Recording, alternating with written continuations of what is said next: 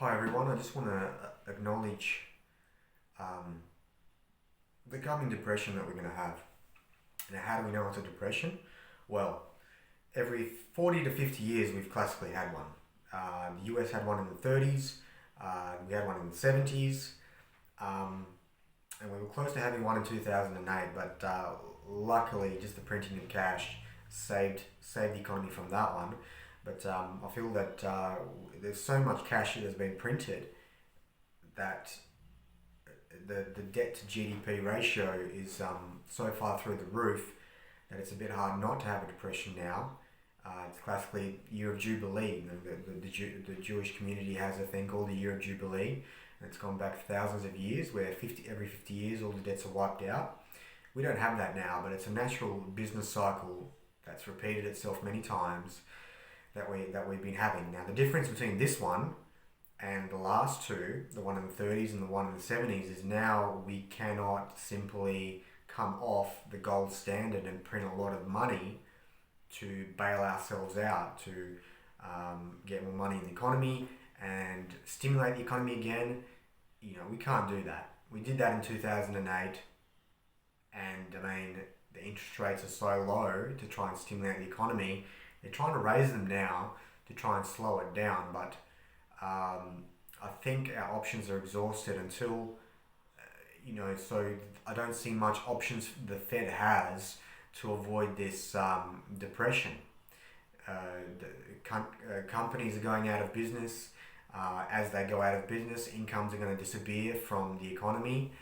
It's going to be less income and spending happening to other companies. It's going to be a recurring process. Then we've got the cost of goods going through the roof because of commodity prices rising, fossil fuels rising. So it's going to feed on itself, and the inflation doesn't really help. If you look what happened in Germany in the 1920s, they kept printing money and they kept having inflation, but it didn't help them because there was no confidence in the economy. Um, we don't have the war reparations, obviously, that Germany had. That was a big factor. But it's similar in the fact that, you know, until we get pegged back onto the gold standard and make some heavy sacrifices, it's not going to get better. And unfortunately, our policymakers will react on a month-to-month basis. People aren't going to make the difficult cuts straight away because it's simply too painful to do. It's too painful to do austerity, but it's much less painful to print money and distribute it and have inflation. Even though that's painful and it puts people out of work, it's still the less painful option than to cut government spending, to reduce imports, to deprive people of what they might want, to really reduce the economy to a state where it becomes profitable in terms of exports. And until the currency is so weak that we become exporters, it's not going to fix the situation much. So we're going to have a period of pain coming to this depression. It's and that's the main difference that I see is we're not pegged to the gold. We've got a fiat currency. The money's not worth anything. As soon as the economy starts going down and confidence is lost in the currency, then it'll be similar to what happened in Germany in the 1920s, where people just exit the country and the money just starts leaving, and it's just a hollowing out process, and it's horrible. But that link to gold, I see and breaking that link to bring the economy out of the depression of the 30s and 70s was the major saving grace to the economy, and which prevented more suffering. And the people were happy with that, and they had no choice but to be happy with that because of the situation they found themselves in. Because they saw all the suffering that happened leading up to that. So the policymakers saw that as a classic step. Now we haven't come back onto the gold standard since the 70s, unlike what happened in the 30s.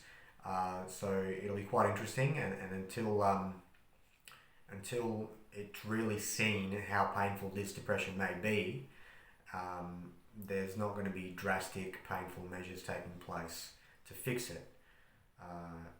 Printing more money is not going to save us like it did in 2008 to get us out of the housing bubble. So people are going to unfortunately have to suffer. And it's so soon. Usually I've noticed from the 70s and the 30s and 20s, usually leading up to a depression, there's a recession followed by money printing, followed by a boost in the economy, and then the slump comes.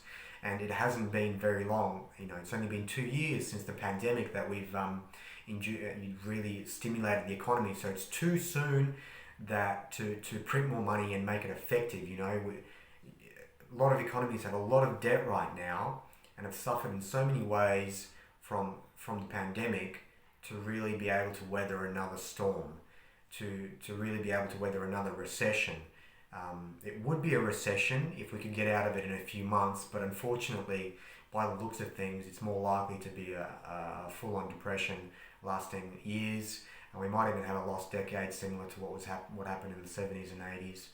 We have about 10 years of recovery or so to get back up and running. So to deal with this, I really see that the only way is for individuals to deal with this is to get on top of their finances. Personal austerity will be key. Now, why do we? My thoughts exactly are: why do we have depressions every 50 years? Well, it's usually a once in a lifetime experience. So when the good times come and people are comfortable and they're doing their thing, they're spending, they're living, and they have children, maybe the parents would have seen a depression, but the children wouldn't have. So they live. They enjoy, they live, and they have a good time, and they spend, and they may not be as financially savvy as their parents who witnessed a depression. So generally, you have to have that other correction. Too much debt, too much decadent life living, it leads to these kind of things. The major driver is debt, and we have a lot of it. The majority of the world has a lot of it. Here in Australia, the debt level is it's at record highs.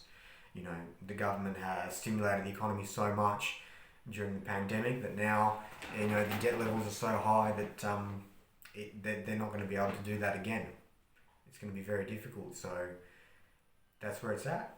And let me know what you think, and hopefully you all take care and pull through it. Might be a difficult time, but I think we'll come through all right at the end. Take care.